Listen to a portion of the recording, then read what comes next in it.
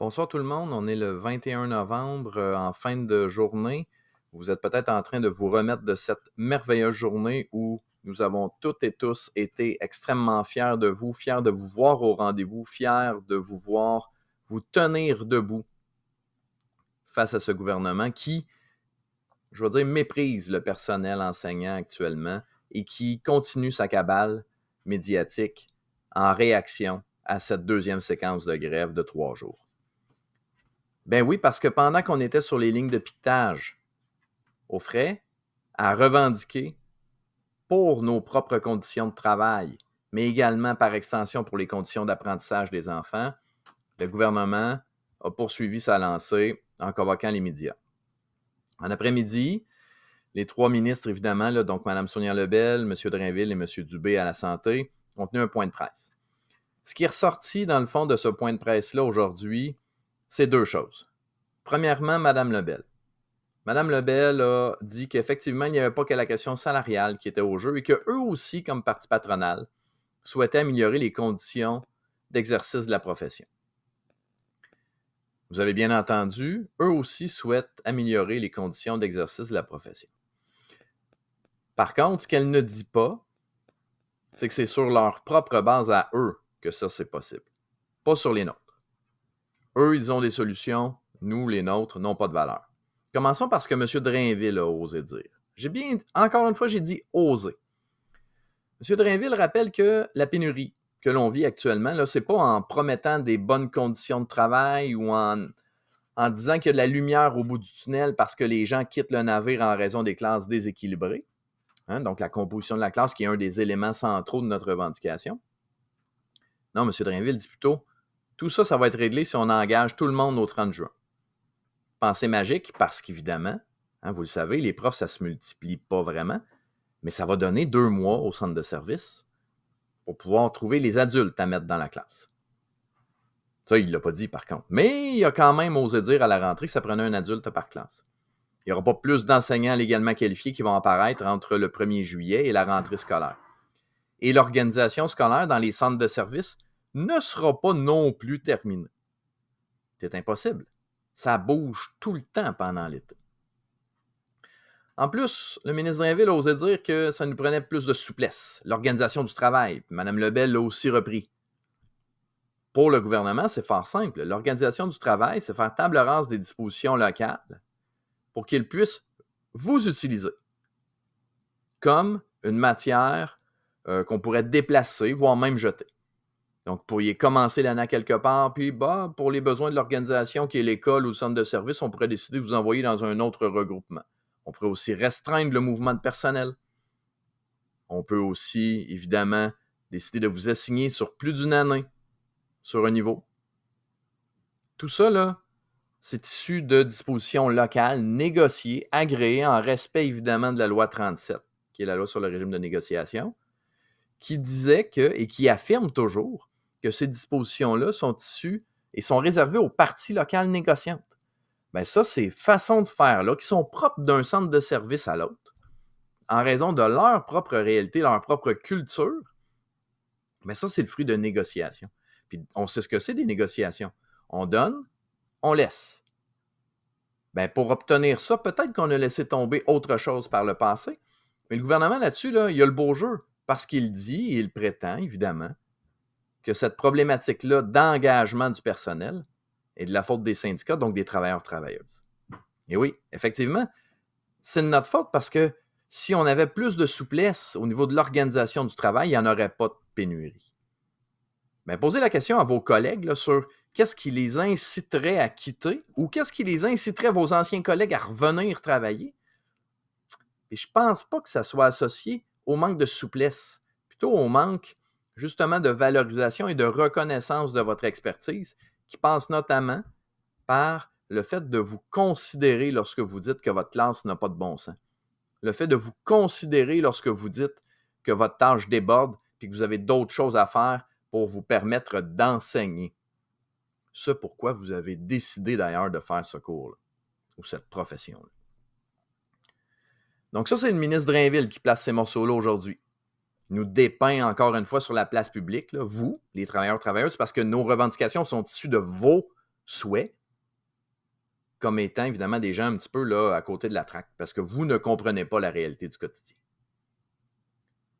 On a aussi Mme Lebel. Mme Lebel qui a dit en conférence de presse que, au-delà du fait que la question salariale, c'est un enjeu, mais ce n'est pas le seul, que eux aussi, là, ils souhaitent évidemment aider le personnel enseignant, puis c'est pour ça qu'ils parlent de l'aide à la classe.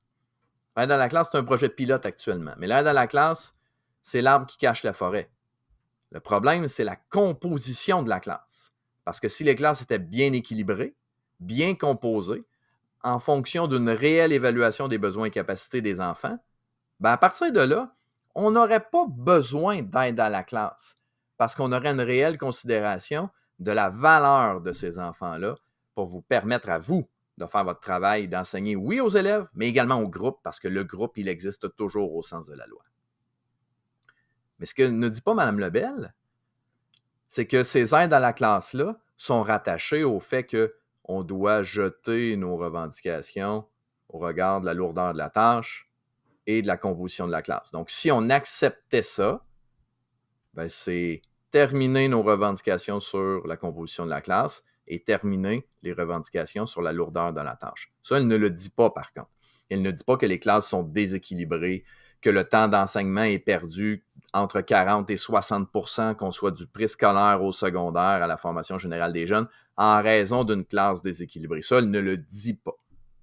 Par contre, ils se placent bien sur la place publique en disant qu'ils ont des solutions, mais qui sont toujours diamétralement opposées aux nôtres. C'est d'ailleurs leurs demandes prioritaires qui sont toujours sur la table. Les nôtres, nos solutions, sont systématiquement balayées du revers de la main.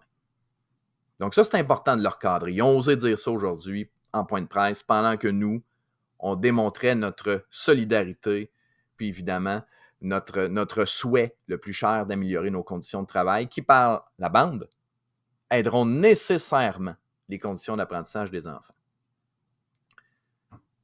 Donc ça, c'est pour aujourd'hui. Puis aujourd'hui, vous avez démontré cette intensité-là à travers la journée.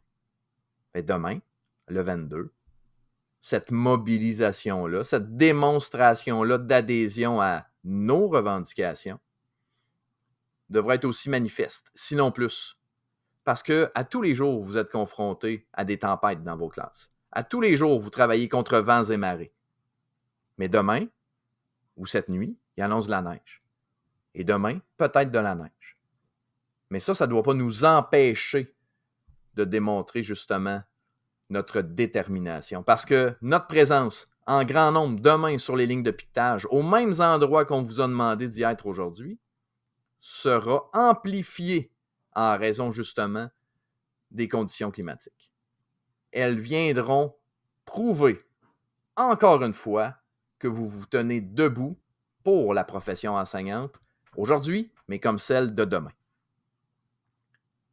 Donc, on vous attend demain avec les mêmes blocs de 9h à 12h30 et de 12h30 à 16h aux mêmes endroits.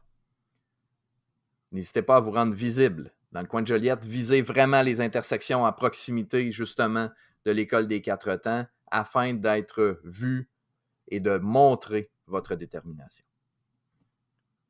On termine avec jeudi. Jeudi, c'est la marche, le rassemblement dans la Naudière-Nord.